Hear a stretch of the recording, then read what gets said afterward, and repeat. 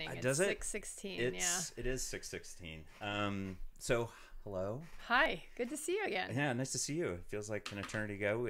So for general audience, Sally and I have known each other for a long time. Oh, a long time. Oh my gosh. You were the video guy when I ran the Cascade Cycling Classic. Yes, in 1992 and 93 and 94. I think those are the dates. Yeah. Oh my gosh. You were in high school. So it's, were yeah. You? Yeah. You were... Well, 94, I started the cable company. So yeah. Okay. Yeah. I was in college. I was.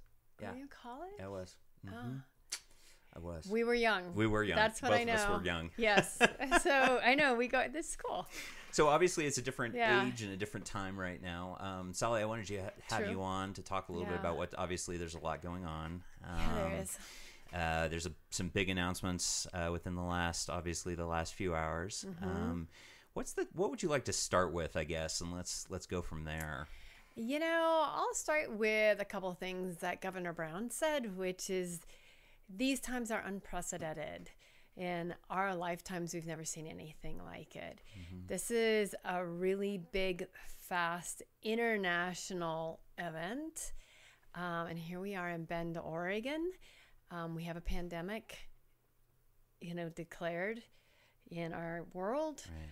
And we are trying to slow down the spread of it in our community so that we can keep everybody doing their job who needs to do their job. And we're feeling the effect of it right now, right. In terms of the changes we're making to slow down this virus, the spread of this virus.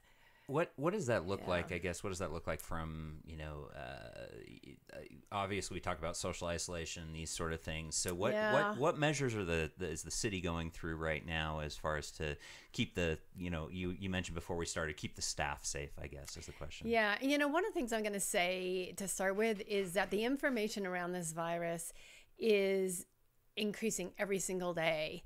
So the one thing that we have in Bend, Oregon, that's really an advantage over, for instance, in Italy, is that we now understand so much more about how the virus spreads, how to slow it down, how to kill it.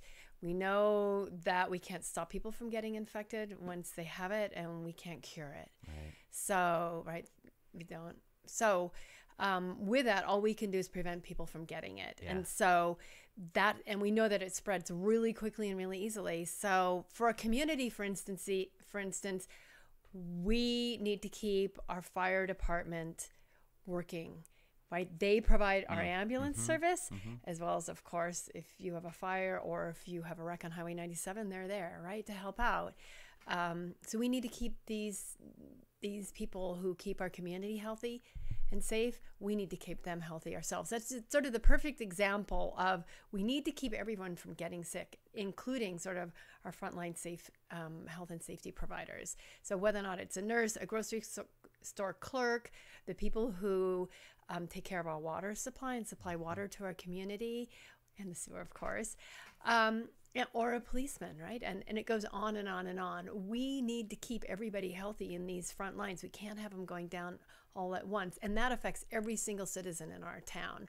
So when we talk about social distancing in City Hall, we'll actually, after our city council meeting tomorrow night, which will just have me and Eric King and our attorney and our recorder, on the dais in the room.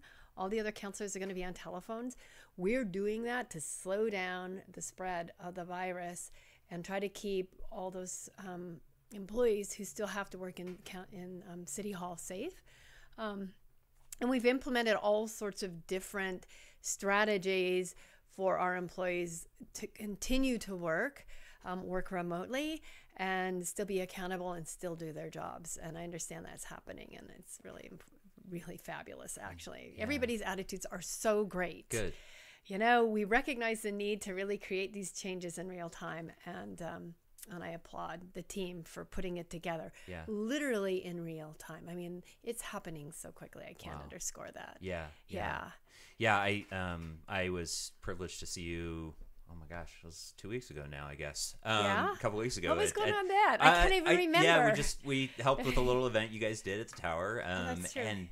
And to think that 2 weeks later, essentially, we are literally in a totally different world here in Bend, Oregon. That is for sure. Yeah, I can't even remember what I did 24 hours ago. There's so much happening, ongoing, and changing so quickly. I can't imagine. I mean, how many meetings a day are you in right now? I mean, most of my stuff is on the phone. Occasionally, I'll go into City Hall. There will be 2 of us in a room. That's it.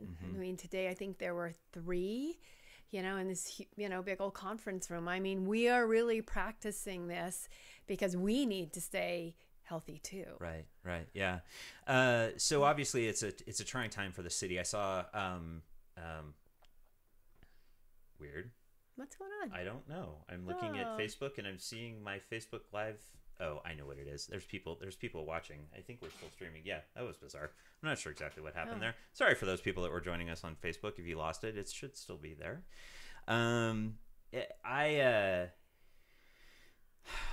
where are you going? Yeah, where was I going?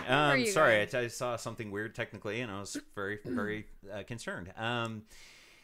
That's kind of like my world right now. Yeah. I saw something. Right? Squirrel. Yeah, I saw something happen. I needed to read it twice. I was really concerned. Like, how do I fix it?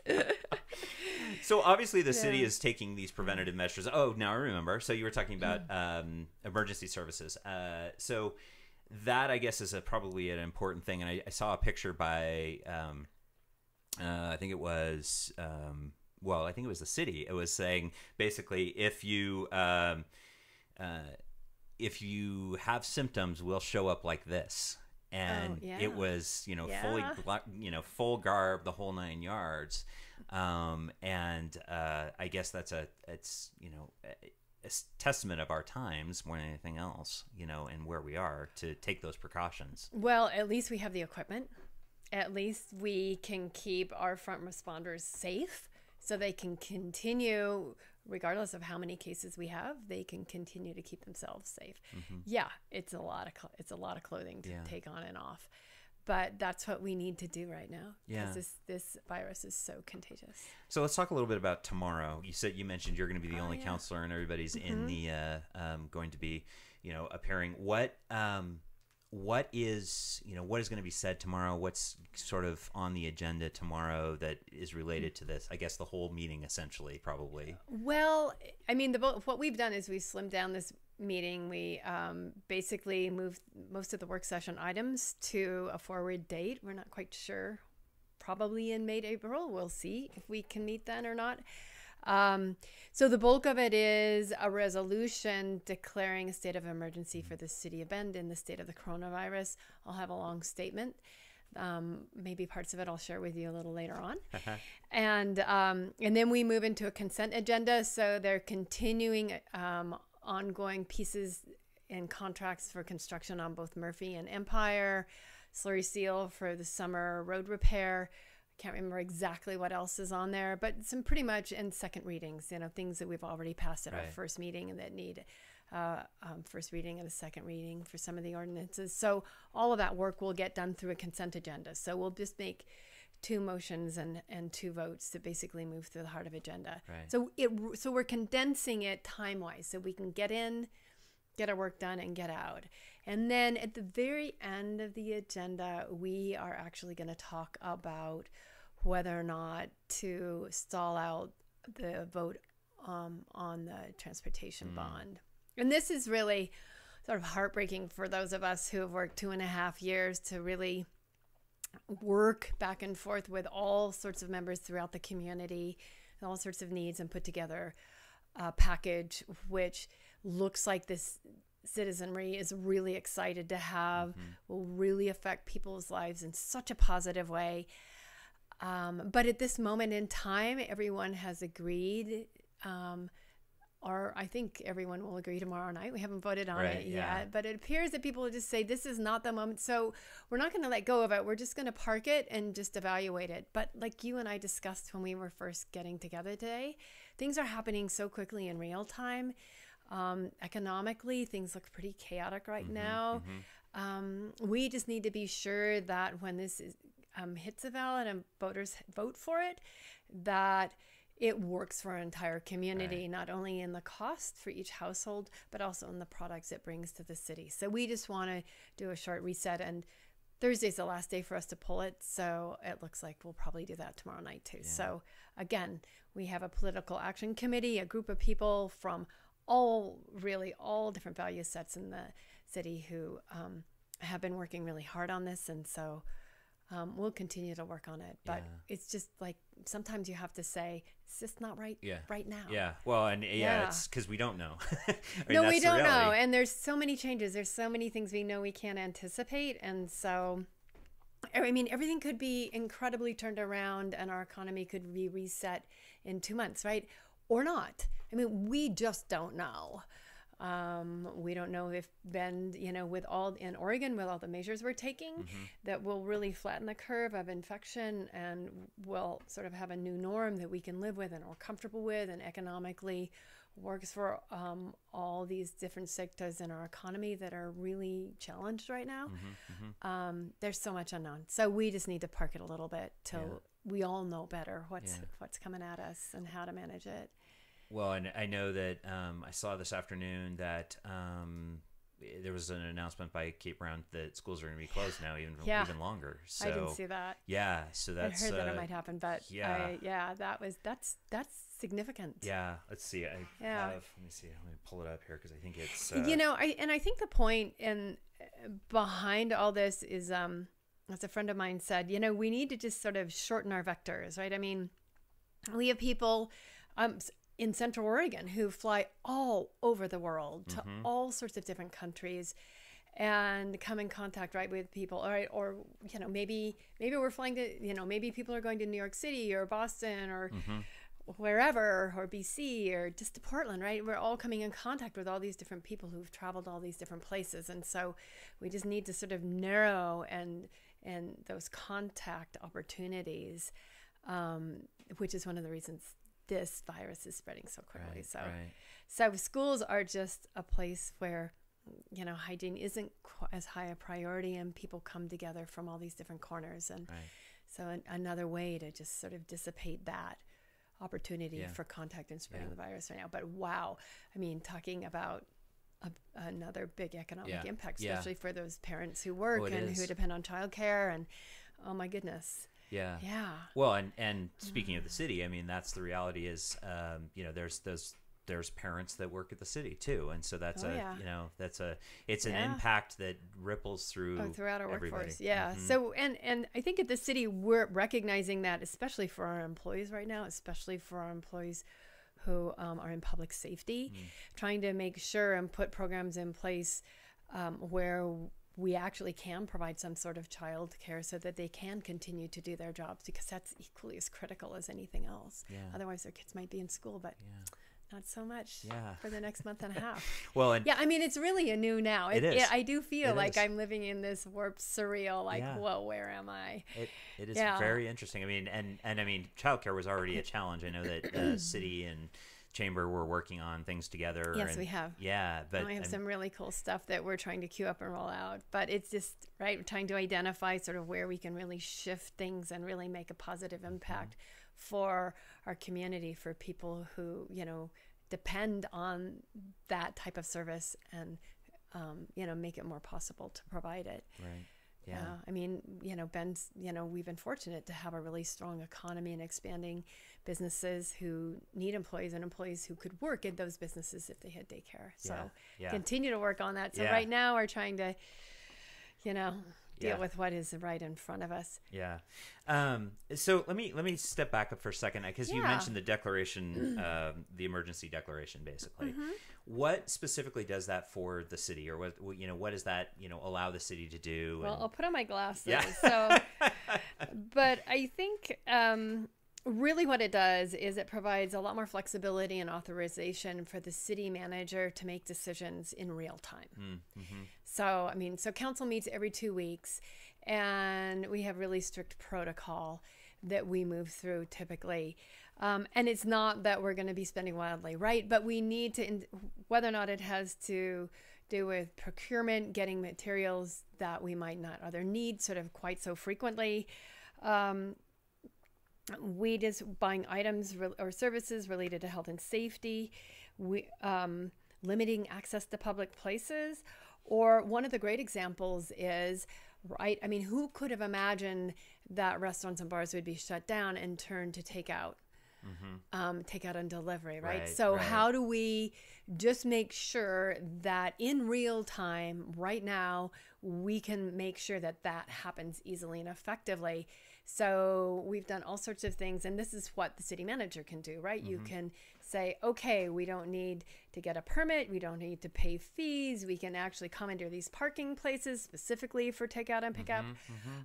You know, we can do that all right now, and so our city manager then and staff have the power to do that in real time. So that's just the perfect example of just one tiny thing that we're doing in our community. Yeah, I think I saw something that the sandwich board signs that normally, you know, they would have to get a permit or something like that. That's basically like, just do it, basically. You know, so that's amazing. I mean, those are the sort of things that are definitely going to help from a small business standpoint, I would imagine, for sure. Yeah, and I know there are lots of those. And we actually, we have a business advocate and the head of economic development are putting together just a boatload of strategies with input from community members that will not only make a difference today, but can really set us up to sort of weather this sort of economic instability and really pull us out of it when things clear, you know, when it clears up just a little bit. So already looking forward, knowing that we have a huge responsibility to our entire community and the businesses that serve it.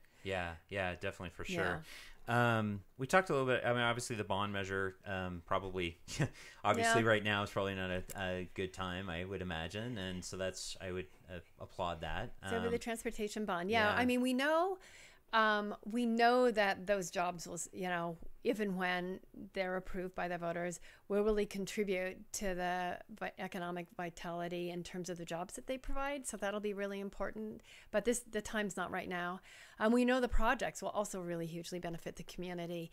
But again, there's just we need to do it. We need to bring it forward in a time where all the benefits are strong, and we understand what they are. Yeah, absolutely. So it's cool. Yeah, I mean, hard decision, like I said. It is. I know beforehand we also talked about April 1st. There's a meeting on April 1st? Is that what you No. So we canceled our next meeting on April 1st. So the next scheduled city council meeting is on April 16th. But I think it's really important for people to know, I mean, we're answering emails all day long. You know, where I'm getting on the phone with people, you know, consistently. Everybody is doing their job. It's just not the way we typically do it, which is more face-to-face or public. And like, oh, you know, something I haven't mentioned yet is that we really canceled a whole lot of outreach events. Oh, okay. So we had all sorts of presentations to neighborhood associations and working on new projects, right? We're bringing them out to various parts of the community to sort of, you know, test them and educate community. And so we have canceled all of that. There's just no public meetings. They're all gone from our calendars. And believe me, they were, as we were sort of ramping into the spring, our calendars are really full. Yeah. So we'll be doing that, but not right away. Right. Which I would imagine that those meetings are important for the next steps and that sort of thing. And you know, maybe we'll find other ways to just have people access that information and reach out to them, sort of more like you and I are doing right now. Yeah. It's probably going to be a lot more like this. We've got our distance. Yeah, exactly. Yeah, exactly. You're over there, I'm over here. Yeah.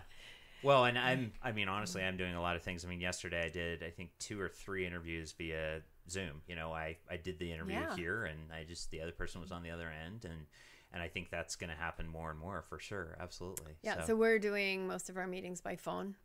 I'm sure we'll do some Zoom. Yeah. Well, Skype, but it's whatever that Skype, looks like. whatever platform it looks like in the moment for us to do it. Absolutely. Absolutely. So let's talk about taking care of community. Let's do that. That was actually gonna be the next question. I think it's time to do that. Yeah. So I loved I hope everyone has seen by now Rebecca Mira's tweet. I know that Ellen DeGeneres reached out to her today. She's been on CNN and Fox and Good Morning America. I mean, this simple story about this, you know, this really kind young woman just taking care of somebody randomly that she didn't even know who really was scared and needed help. I mean, what a cool story. This is the opportunity, I think, especially in Bend. We have such a wonderful, giving, generous community, and man, this is the moment for us all to step up our game a little bit. I totally agree. In fact, Stuart and I actually talked about that a little bit this morning, and the fact that it's like we, as small businesses, we need to come together, but what does that look like for community, and what does that look like for all of us? And Pandemic Bend, I mean, that's a great community resource that all these people are essentially looking and working together to make collective change within the community. And what other things have you been moving through the city? Have you kind of been hearing that you're like, okay, this is the community coming together? I get emails from so many, like, how are we going to make sure that Family Kitchen is safe and continues to provide the meals to those people who depend on it? I think there was another nonprofit called the Giving Plate. Yes. They provide a lot of food actually to kids. I'm going to call them kids who are 18 and under. Yeah, absolutely. I mean, and they were concerned about continuing to operate and getting really the food to the people they needed to get it to, and in a safe way.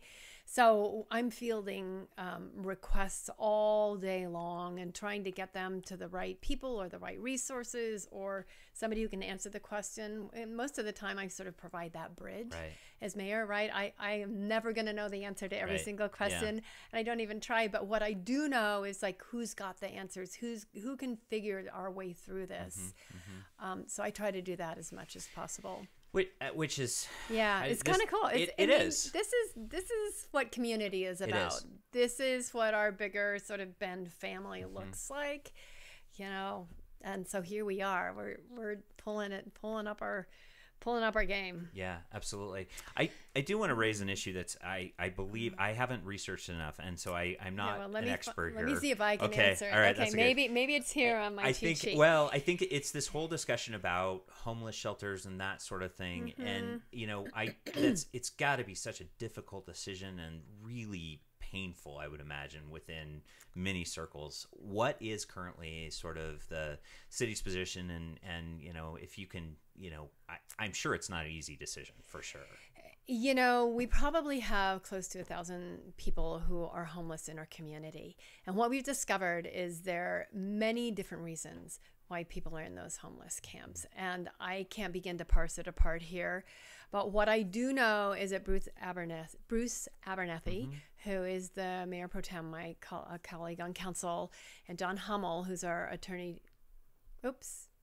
district attorney. There you go. Yep. And Todd Taylor, who is, a businessman and really committed to community. They are beginning to parse through, like, how do we take care of these people? Because often when it comes down to it, it's on an individual basis. I mean, we have people who just lost their jobs at the wrong moment and then couldn't get back on their feet, and lost, so they couldn't pay their rent. And they couldn't, so they're, so they were camping, so they couldn't get a job. And sometimes you just reverse that trend. And we have, like, Bethlehem Inn assists a lot in those types of transitions, although it's never enough. But so we're just looking at models in other communities throughout the country, definitely throughout Oregon, that have worked effectively, and then trying to find teams to help us do that, whether or not that person's a veteran, whether or not they're a family.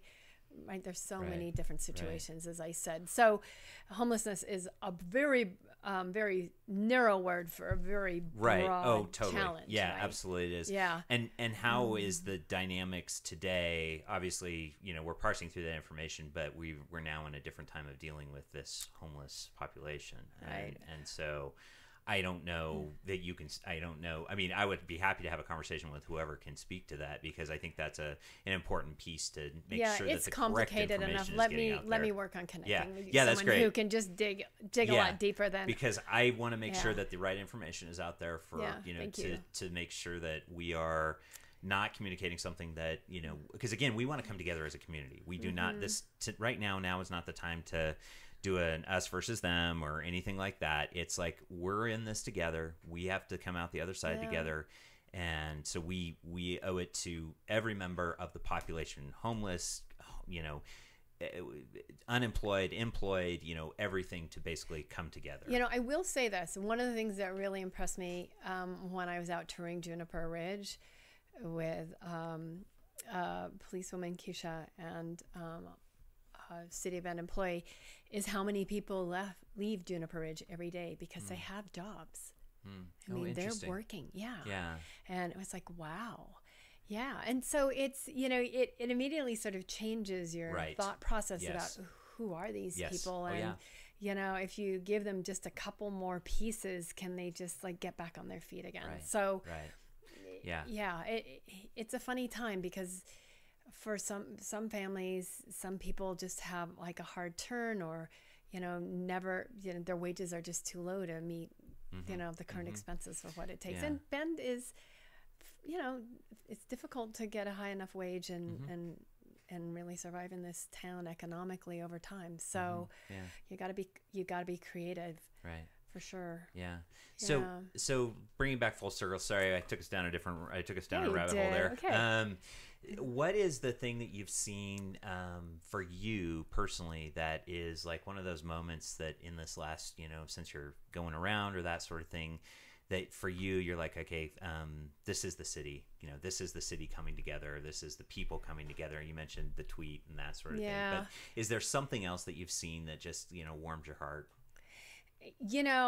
I'll just put it sort of in a more, what Rebecca Mira did was truly is the perfect example, right? Just somebody calls and you just happen to be there and you hear them and you help them, right? I mean, that I think is sort of the essence of it. What I love right now is when people see something that they really want to change, they're more willing to step forward and call or email and say, will you help me with this? This doesn't seem safe or it doesn't seem right, or this is an opportunity to really make a positive difference. Just give me one more step or one more piece to like pull it together. So that's what I love right now. So like the pandemic Facebook group is like the perfect example of that. In the city, we actually have a volunteer coordinator, and originally that job came about, well, for lots of different reasons, but what I always look to is like during the Snowmageddons. Oh yeah. Like people were just not always able to clear their, get to their mailbox, get out of their driveway.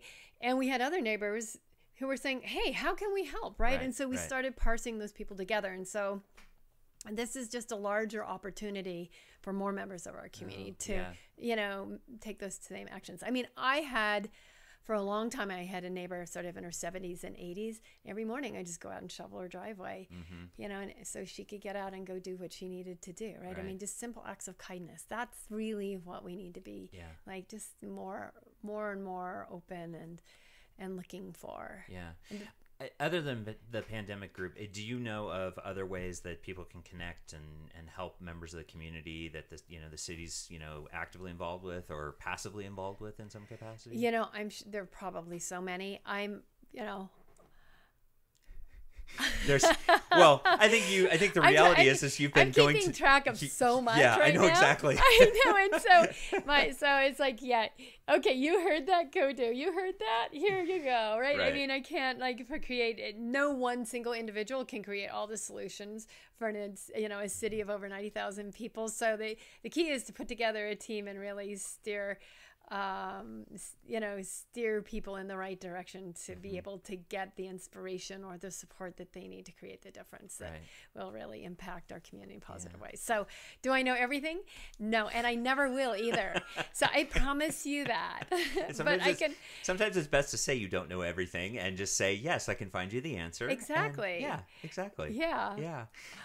Is there anything else that you want to make sure you're talking and communicating to people that are maybe watching right now that just want to make sure that there are a couple things I just want to go back and reiterate.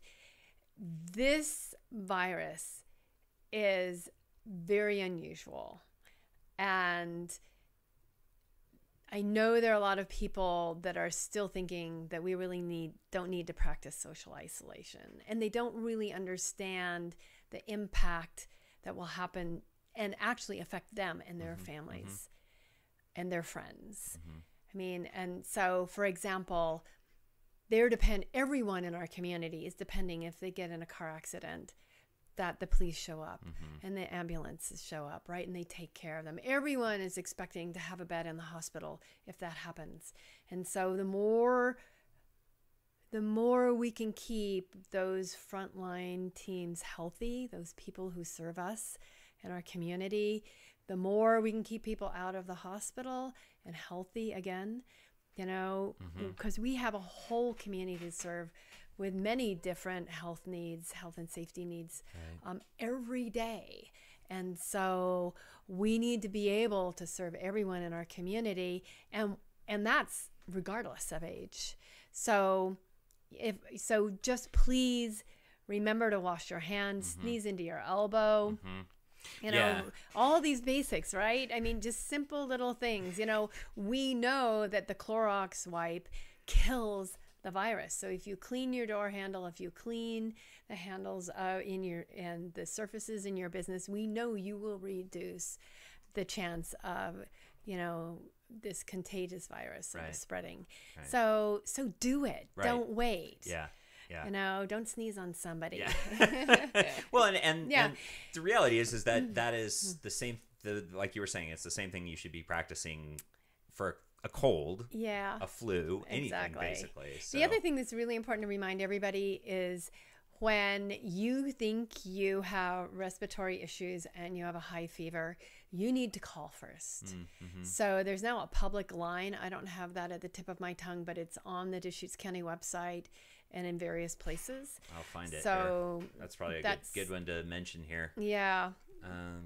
So don't just show up at the emergency room or at your local healthcare provider. Call ahead so we can really take care of you the right way. And so I wanted to make that point. Yeah, especially. No, I definitely appreciate that. Let's see here. I'm trying to see if I can find it here. Yeah, go Matt, go. We'll come up with it. Sorry, I didn't have that at the tip of my tongue. If you are sick. Oh. Yeah, it's right there. So DeschutesCounty.org and then /COVID-19. Okay. And there's just and that gets updated all the time, right? It's got great. I went out the other day and there's this great information, and there was actually some information that, as much as I know, I didn't know yet. So right. So I'm gonna pop. I'm just gonna put pop that in front of everybody. Yeah. So it's up now. And so there's some great information obviously on here. I'm trying to find those numbers. There's a public health phone. Where's the? Yeah, if there's anybody looking on the Deschutes County, it probably should be a little bit more on the. If you feel it, call ahead to your healthcare provider and follow these steps. Let's see what the follow these steps are. Here we go. Interesting. So while you're looking for that, the other thing I'm going to remind people is that, we're also social beings. And I mean, I certainly have my group of friends and you have yours. And it's so hard not to get together with everybody. And I'm a hugger. I mean, right. All those things that I really can't do right now.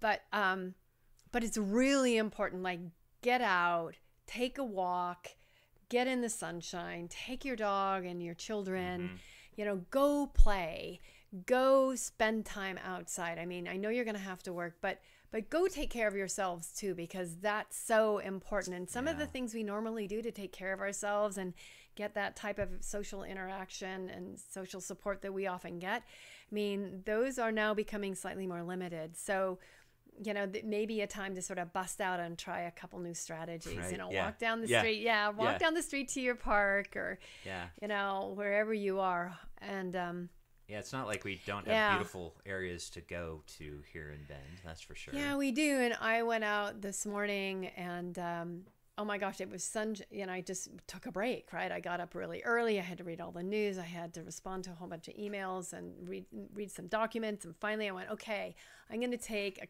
an hour and I'm just going to go outside. And there was this huge group of people and we were all standing sort of appropriate apart, right? But everybody was talking and it was just like, oh, such a great moment. Yeah. And we all just need more of that now. So keep creating those types of moments, everybody. Keep creating those moments in your life, because that's really what makes our lives rich and positive. So great. Yeah. Thank you, Sally. I appreciate Oh my it gosh. very much. Thank you. All right. Good deed. Everyone who's listening today, do your good deed. Exactly. Knock on your neighbor's We door, all- carry in their groceries, go shopping. We do. Go pick up their meds for them. That, cook a meal. that is those just the simple things about our neighbors. Volunteer, go out to the website and, volunteer to be somebody and connect with somebody who really has asked for help and who really does need us to step up right now. It's so important. But this is the cool part of Ben. I mean, look what we're creating. So yeah, absolutely. Hey, Matt. Thank you. Appreciate it. Hey, I'm pleasure sure, to hang with you. I hope we don't have too many more of these conversations, but if you need to, if we need to, let's keep getting together. Yeah. Yeah. I'm happy to do that. And like I said, we can do it over Zoom too if we have to. Yeah, okay. Yeah, for sure. Yeah. Good. Thank you very much. That was Sally Russell, Mayor of Bend. I appreciate it, Sally. And I'll be back in the morning. Thanks, guys, for joining us. Appreciate it.